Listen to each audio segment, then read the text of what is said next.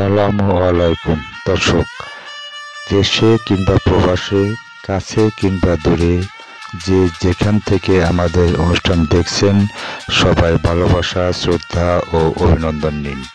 সঙ্গে আছি উপস্থাপনায় রেজাউল করিম, পরিচালনায় রাসেল সরকার, ভিডিও সম্পাদনায় রাজীব সরকার, তত্ত্বাবধানে আছেন আব্দুল মমিন, সার্বিক তত্ত্বাবধানে আছেন মাসুদুজ্জামান।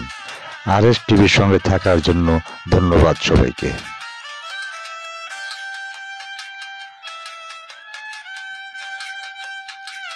আসসালামু আলাইকুম দর্শক, আজ আমরা উপস্থাপন করব রাজীব গান্ধী, সাবেক ভারতের ষষ্ঠ প্রধানমন্ত্রীর জীবনী, প্রথম বন্ধু পর্ব 1।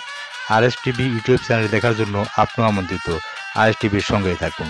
যেহেতু কন্টেন্টটি ঐতিহাসিক বিষয়ের উপর তৈরি করা বিধায় সময় একটু লম্বা হলেও বিষয়টি ধরে ধরে দেখার জন্য বিনীত অনুরোধ রইল।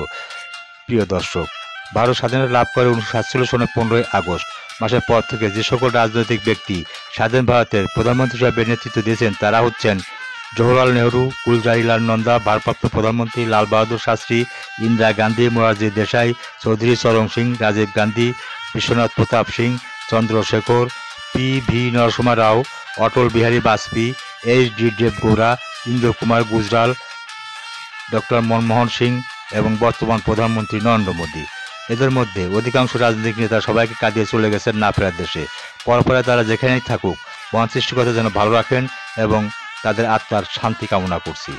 যে সকল মহান রাজনৈতিক নেতা এখনো আমাদের মধ্যে বেঁচে আছেন তারা যেন সুস্থ থেকে ভারতের জনগণ তথা ভারতের গণতন্ত্রের জন্য কাজ করে দিতে পারেন সেই প্রত্যাশায় রইল পরম সৃষ্টিকর্তার নিকট।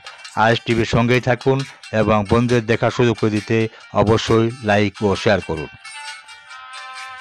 এদের মধ্যে রাজীব গান্ধী অন্যতম। তিনি ষষ্ঠ ভারতের প্রধানমন্ত্রী হিসেবে 31 অক্টোবর 1984 সনে শপথ নেন এবং 2রা ডিসেম্বর 1989 সন পর্যন্ত দায়িত্ব পালন করে গেছেন। রাজীব গান্ধী একজন ভারতীয় রাজনীতিবিদ যিনি 1980 সন থেকে ভারতের ষষ্ঠ প্রধানমন্ত্রী হিসাবে দায়িত্ব পালন করেন। তার মা তৎকালীন প্রধানমন্ত্রী ইন্দিরা গান্ধী হত্যার পর 40 বছর বয়সে ভারতের সর্বকনিষ্ঠ প্রধানমন্ত্রী হয়েছিলেন।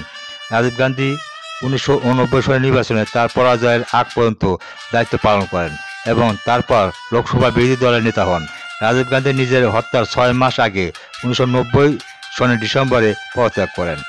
রাজীব গান্ধীর ব্যক্তিগত বিবরণ। জন্ম: রাজীব গান্ধী 20 আগস্ট 1944 সনে বোম্বে প্রেসিডেন্সি, ব্রিটিশ ইন্ডিয়াতে বর্তমান মুম্বাই, মহারাষ্ট্র, ভারতে জন্মগ্রহণ করেন। মৃত্যু: রাজীব গান্ধী 21 মে 1991 সনে 46 বছর বয়সে শ্রীপেরাম্বুদুর, তামিলনাড়ু, ভারতে হত্যার মধ্য দিয়ে সবাই কাঁদিয়ে চলে যান না ফেরার দেশে।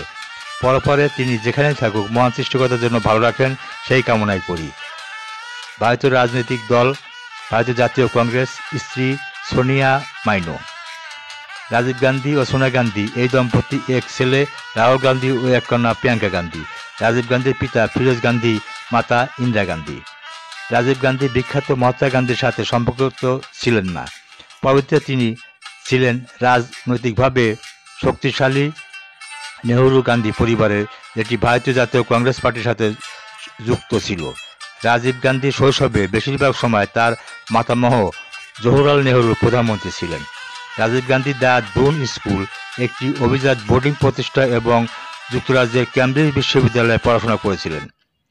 রাজীব গান্ধী 1966 সনে ভারতে ফিরে আসেন এবং রাষ্ট্রীয় মালিকানাধীন ভারতীয় বিমান সংস্থার একজন পেশাদার পাইলট হন। 1968 সনে রাজীব গান্ধী সোনিয়া মাইনোকে বিয়ে করেন।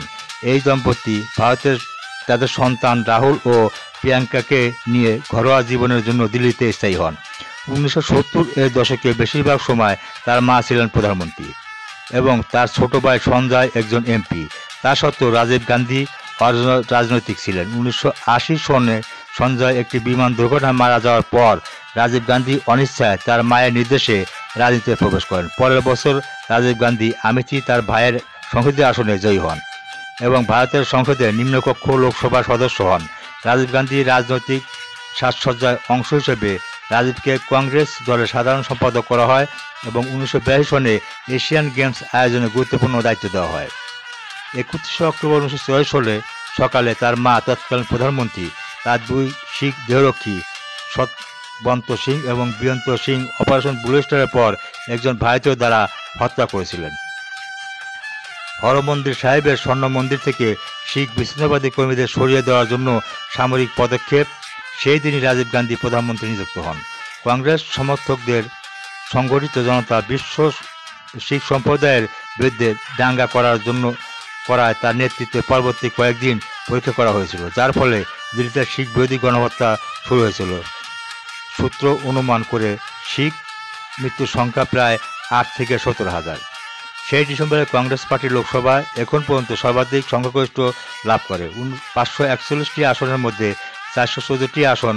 সম্ভবত সবচেয়ে বড় সংকট ছিল ভোপাল বিপর্যয়, বোফোর্স কেলেঙ্কারি এবং আহমেদ খান বনাম শাহ বানো বেগম জম্মু ও কাশ্মীরের মুখ্যমন্ত্রী হিসেবে কুল শাহকে বসানোর পরপরই 1986 সনে কাশ্মীর দাঙ্গা শুরু হয়। 1988 সনে রাজীব গান্ধী মালদ্বীপ অবস্থানে উল্টে দেন। এলটিটি এর মতো জঙ্গি তামিল গোষ্ঠীগুলি বিরোধিতা করে, হস্তক্ষেপ করে এবং তারপর 1987 সনে শ্রীলঙ্কার শান্তিরক্ষা সৈন্য পাঠান, যার ফলে liberation tigers of Tamil Eelam LTTE এর সাথে খোলামেলা সংঘর্ষ শুরু হয়। 1987 সনের মাঝামাঝি বোফোর্স কেলেঙ্কারিতে রাজীব গান্ধী দুর্নীতি মুক্ত ভাবমূর্তিতে ক্ষতিগ্রস্ত করে এবং 1989 সনে নির্বাচনে রাজীব গান্ধী দলের জন্য একটি বড় পরাজয় ঘটে। রাজীব গান্ধী 1991 সনের নির্বাচনে আগ পর্যন্ত কংগ্রেস সভাপতি ছিলেন। নির্বাচনের প্রচারণার সময় রাজীব গান্ধী এলটিটি এর এক আত্মঘাতী বোমা হামলাকারীর দ্বারা নিহত হন। রাজীব গান্ধী বিধবা স্ত্রী সোনিয়া গান্ধী 1998 সনে কংগ্রেস পার্টির সভাপতি হন এবং 2004 এবং 2009 পার্লামেন্টারি নির্বাচনে দলকে জয়ের দিকে নিয়ে যান। রাজীব গান্ধীর ছেলে রাহুল গান্ধী 2004 থেকে সংসদ সদস্য ছিলেন এবং 2019 সন পর্যন্ত ভারতীয় জাতীয় কংগ্রেসের সভাপতি ছিলেন এবং তার মেয়ে প্রিয়াঙ্কা ভাদ্রা আইএনসি এর একজন সাধারণ সম্পাদক ছিলেন। 1991 সনে ভারত সরকার মহাত্মা গান্ধীকে দেশের সর্বোচ্চ সম্মানিত ভারত রত্ন প্রদান করে। বেসামরিক পুরস্কার 2009 ইন্ডিয়া লিডারশিপ কনক্লেভে মহাত্মা রাজীব গান্ধীকে revolutionary leader of modern India পুরস্কার প্রদান করা হয়। রাজীব গান্ধীর প্রারম্ভিক জীবন এবং কর্মজীবন। রাজীব গান্ধী ইন্দিরা ও ফিরোজ গান্ধীর ঘরে 20 আগস্ট 1944 সনে মুম্বাই এ জন্মগ্রহণ করেন। 1951 সনে রাজীব গান্ধী এবং তার ছোট ভাই সঞ্জয়কে শিব নিকেতন স্কুলে ভর্তি করা হয়। সেখানে শিক্ষকরা বলেছিলেন যে রাজীব লাজুক এবং অন্তর্মুখী ছিলেন এবং আঁকতে এবং আঁকা খুব উপভোগ করতেন। রাজীব গান্ধী প্রস্তুতিমূলক ওয়েলহাম বয়েজ স্কুলে ভর্তি হন এবং তারপর 1954 সনে দেরাদুনে দুন স্কুলে চলে যান। সেখানে 2 বছর পরে সঞ্জয় গান্ধী রাজীব গান্ধীর সঙ্গে যোগ দেন। দুনে রাজীব গান্ধী সিনিয়র ছিলেন মণিশঙ্কর আয়ার, যিনি পরে তার অভ্যন্তরীণ বৃত্তে একজন বিশিষ্ট সদস্য হয়ে ওঠেন।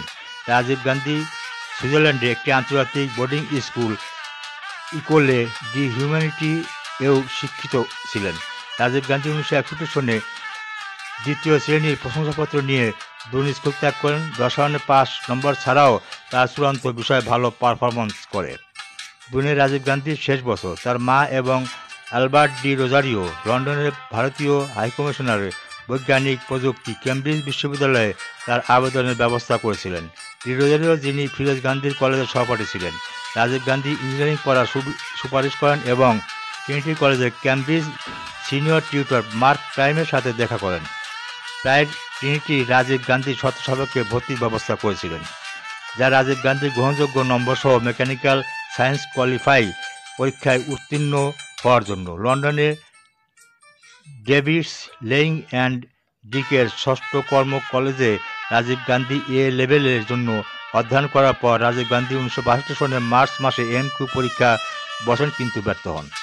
রাজীব গান্ধী জুন মাসে তার দ্বিতীয় প্রচেষ্টায় উত্তীর্ণ হন এবং 4 সেপ্টেম্বর 1963 সনে ট্রিনিটিতে ভর্তি হন। অক্টোবরে কলেজে যোগদান করেন। ট্রিনিটিতে থাকাকালীন Rajiv Gandhi Cambridge university board ক্লাবে যোগদান করেন। কেমব্রিজে রাজীব গান্ধীর সময় তার মা এবং ডি রোজারিও তার সুস্থতার বিষয়ে উদ্বিগ্ন ছিলেন। ডি রোজারিও, যিনি তার স্ত্রী সোফির সাথে প্রায়ই রাজীব গান্ধীকে তাদের ফিনসলে বাড়িতে আমন্ত্রণ করেন, রাজীব গান্ধী তার পড়াশোনার প্রতি অমনোযোগিতার জন্য দায়ী করেন। রাজীব গান্ধীর সমর্থন সত্ত্বেও রাজীব গান্ধী বছরের শেষে পরীক্ষায় ব্যর্থ হন এবং 1965 সনে ডিগ্রি ছাড়াই ট্রিনিটি ত্যাগ করেন। যদিও রাজীব গান্ধী অবসর গ্রহণের সময় তার প্রাক্তন পরামর্শদাতার সাথে যোগাযোগ রাখেন। 1966 সনে রাজীব গান্ধী ইম্পেরিয়াল কলেজে লন্ডনে মেকানিক্যাল ইঞ্জিনিয়ারিং এ একটি কোর্স শুরু করেন, কিন্তু এটি সম্পূর্ণ করতে ব্যর্থ হন। গান্ধী সত্যিই যথেষ্ট অধ্যয়নশীল ছিলেন না, কারণ রাজীব গান্ধী পরে স্বীকার করেছেন। রাজীব গান্ধী 1966 সনে ভারতে ফিরে আসেন, যে বছর তার মা প্রধানমন্ত্রী হন। রাজীব গান্ধী দিল্লি যান এবং ফ্লাইং ক্লাবের সদস্য হন, যেখানে তিনি পাইলট হিসাবে প্রশিক্ষণ নেন। 1970 সনে রাজীব গান্ধী ইন্ডিয়ান এয়ারলাইন্সের পাইলট হিসাবে নিযুক্ত হন। সঞ্জয়ের বিপরীতে রাজীব গান্ধী রাজনীতিতে যোগদানের কোনো আগ্রহ প্রকাশ করেননি। 1968 সনে 3 বছর প্রেমের পর রাজীব গান্ধী অ্যাডভিস অন্তোনিয়া আলবেনিয়া মাইনোকে বিয়ে করেন, যিনি তার নাম পরিবর্তন করে সোনিয়া গান্ধী রাখেন এবং ভারতকে তার বাড়িতে পরিণত করেন। তাদের প্রথম সন্তান একটি পুত্র রাহুল গান্ধী 1970 সনে জন্মগ্রহণ করেন। 1972 সনে এই দম্পতির একটি কন্যা ছিল, প্রিয়াঙ্কা গান্ধী, যিনি রবার্ট ভদ্রাকে বিয়ে করেছিলেন। রাজীব গান্ধী অমিতাভ বচ্চনের বন্ধু ছিলেন এবং বচ্চন তার অভিনয় ক্যারিয়ার শুরু করার আগ থেকেই তার সাথে পরিচিত ছিলেন। রাজীব, সঞ্জয় এবং বচ্চন যখন দিল্লি ইউনিভার্সিটির ছাত্র এবং নয়াদিল্লির বাসিন্দা, তখন একসঙ্গে সময় কাটিয়েছেন। 1980-এর দশকে বচ্চন তার বন্ধু রাজীব গান্ধীকে সমর্থন করার জন্য রাজনীতিতে প্রবেশ করেন। সম্মানিত সুধী, এই ছিল রাজীব গান্ধী এর জীবনের প্রথম পর্বের আজকের বিষয়। এই ধরনের ঐতিহাসিক বিষয় সম্বন্ধে জানতে শুনতে RSTV ইউটিউব চ্যানেলটি সাবস্ক্রাইব করে রাখুন। সবার আগে সকল অনুষ্ঠান দেখুন। আশা করি ঐতিহাসিক বিষয়গুলি জানতে পারবেন ইনশাল্লাহ। আমাদের পরবর্তী আলোচনার ঐতিহাসিক বিষয় হলো ভারতের ষষ্ঠ প্রধানমন্ত্রী রাজীব গান্ধী এর জীবনের দ্বিতীয় পর্ব 2 দেখার জন্য বা শোনার জন্য আমন্ত্রণ রইল। অনুষ্ঠান সম্বন্ধে আপনার সুচিন্তিত মতামত দিন। অন্যকে দেখার সুযোগ করে দিতে অবশ্যই লাইক ও শেয়ার করুন। RSTVর সঙ্গে থাকুন। আল্লাহ হাফেজ।